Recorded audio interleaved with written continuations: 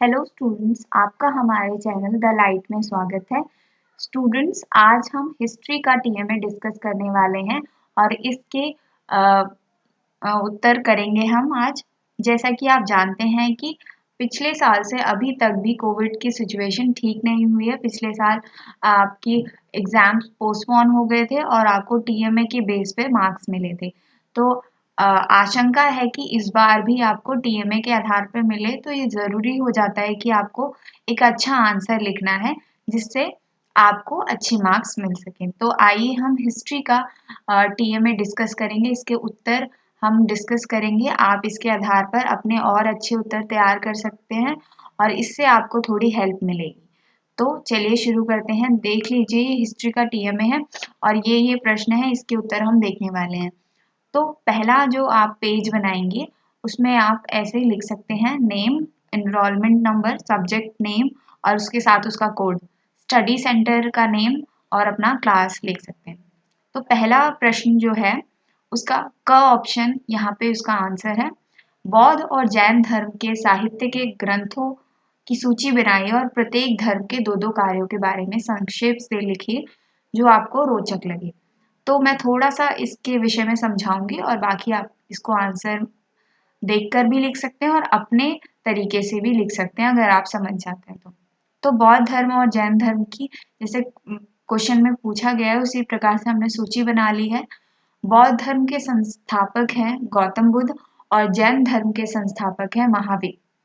तो बौद्ध धर्म, जिस समय बौद्ध धर्म का विकास हुआ भारत में, उस समय भारत में ब्राह्मणवादी हिंदू धर्म का प्रचार प्रसार था और उस समय भारत में वर्ग विशेष और जाति प्रथा बहुत थी। उस समय बौद्ध धर्म का विकास हो रहा था और उन्होंने निचले दर्जे के लोगों यानी जातिवाद को खत्म करने और निचले वर्ग के लोगों को भी अपने धर्म में जगह दी। इसलिए ये बौद्ध धर्म में इसकी पहली विशेषता है जिसे हमने यहाँ पे लिखा है।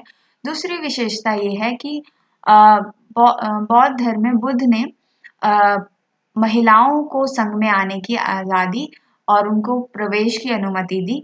उस समय महिलाओं की स्थिति ऐसी नहीं थी, उन्हें धर्म ग्रंथों को पढ़ने की अनुमति नहीं हुआ करती थी। उस समय संघ में आने के लिए महिलाओं को बुद्ध ने प्रवेश की अनुमति दी और अपनी शिक्षाओं को जनमानस में आसान यानी उस समय जो पाली भाषा थी जनमानस को समझ आने वाली, उसमें अपनी शिक्षाएं उपलब्ध कराई। तो उस समय ये बहुत बड़ी बात थी महिलाओं को अनुमति देना और निचले वर्ग के लोगों को समान और ऊंचा अधिकार देना। तो ये बौद्ध धर्म के कार्य हैं। अब हम जैन धर्म के देखते हैं। जैन धर्म की प्रमुख विशेषता ये है कि जैन धर्म में ये अति अहिंसावादी है। अहिंसावादी मतलब कि ये किसी भी पशु और किसी भी जीव की हत्या करने पे भी मना करता है और इसके लिए अहिंसा का मार्ग अपनाता है कि ऐसा नहीं करना है और धर्म के पालन पे जोर देता है और विभिन्न आडंबर यानी जो भी हम आडंबर आज भी धर्म में है उसकी आलोचना करता है। दूसरी इसकी विशेषता है कि जो भी सत्य है उसको हर दृष्टि से परखा जाना चाहिए। मतलब कोई भी चीज को हमें ऐसे ही एक्सेप्ट नहीं कर लेना, उसको अच्छे से जांचना है, परखना है, देखना है कि ये सही है या गलत। तो ये इसकी प्रमुख विशेषता है। तो हमने विशेषताएं देख ली। अब जैसा कि प्रश्न में बताया गया था कि इसके साहित्य ग्रंथ भी हमें बताने हैं। तो बौद्ध धर्म के साहित्य ग्रंथ हैं त्रिपिटिका, मिलिता, पानाहो और बुद्ध चरित्र आदि।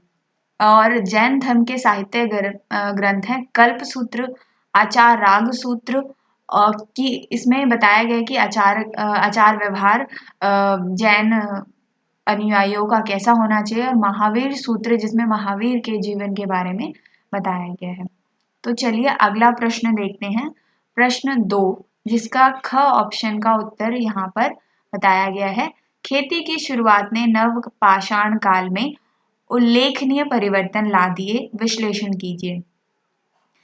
पाषाण काल जहाँ पर पत्थरों की शुरुआत हुई, शुरुआती समय में जब इंसान मानव अपने भोजन के लिए पत्थरों का इस्तेमाल करके शिकार करता था और उससे उसने मानव का विकास हुआ है और पत्थरों का यूज करके उसने विभिन्न कार्य किए।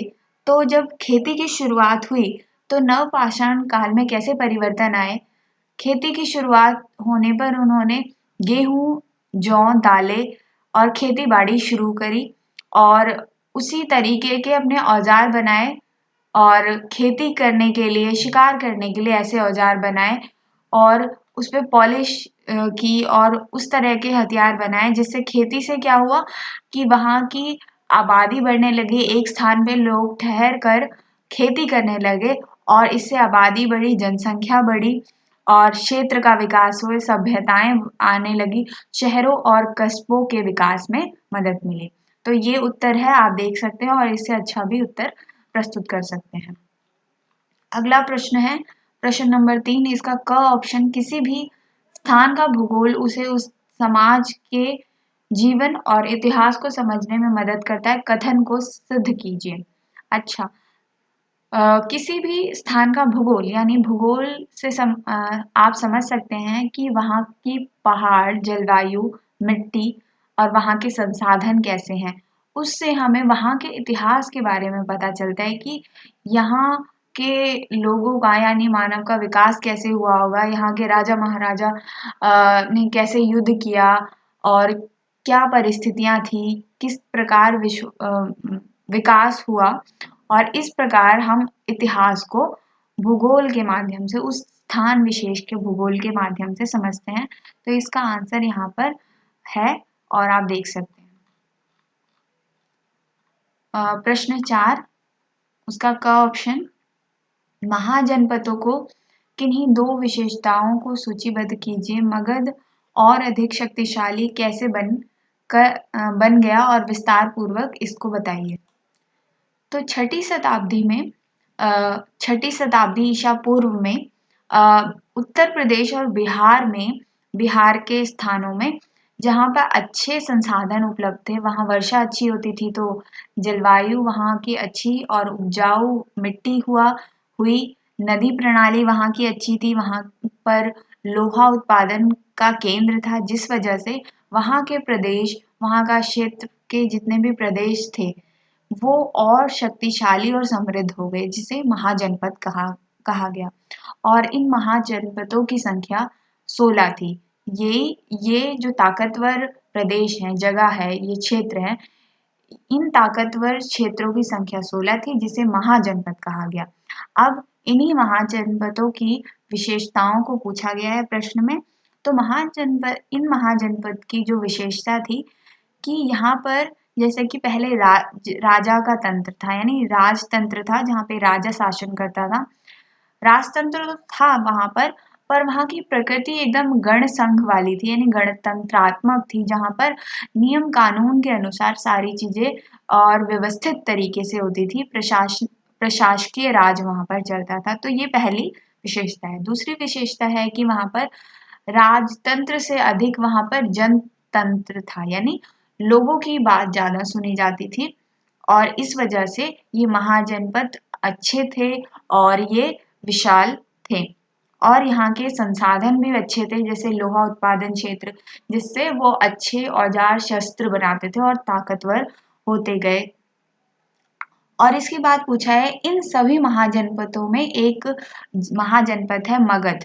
मगध क्यों इन सारे जनपद से अधिक शक्तिशाली हुआ? उसका कारण था कि उसने अपने साम्राज्य के विकास के लिए 3 पक्षी नीति अपनाई। पहले कि वैवाहिक संबंध बनाएगा, दूसरे राज्य के राजा की बेटी के से विवाह करते थे राजा और इस प्रकार वो शक्तिशाली हो गए और शक्तिशाली राजाओं के साथ, शासकों के साथ मित्रता रखते थे और कोई अगर कमजोर पड़ोसी राज्य है तो उनसे लड़ाई करते थे, विजय करके उनकी जो स्थान है, उनका क्षेत्र है, उसको अपने कब्जे में ले लेते थे, जिससे ये महाजनपद जो मगध जनपद है वो और अधिक शक्तिशाली हो गया।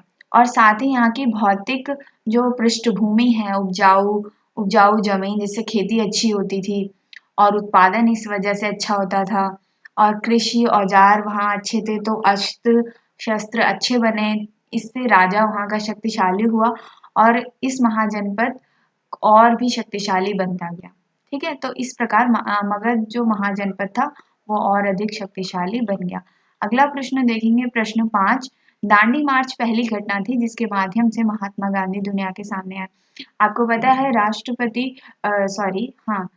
राष्ट्र नेता हमारे गांधी जी बहुत बड़े नेता थे, राष्ट्रपिता कहे जाते हैं, जो कि उन्होंने दांडी मार्च की शुरुआत की। इसमें अंग्रेजों के शासन में उन्होंने नमक पर अधिक कर लगा दिया था और नमक एक बहुत ज़रूरी आवश्यक चीज़ है और इससे गरीब गरीब तबके के व्यक्ति के लिए और परिस्थितियां खराब हो गई, जिसके तहत गांधी जी ने इस नमक कानून का विरोध करने के लिए दांडी मार्च यानी दांडी मार्च की यात्रा की, जिससे वे साबरमती अपने आश्रम से लेकर उस दांडी क्षेत्र तक वहां गए और उन्होंने इस नमक कानून का विरोध किया, जिसमें कई पेशेवर लोग और स्वयंसेवी संगठन भी सामने आए और बहुत सारे लोगों ने गांधी जी का इस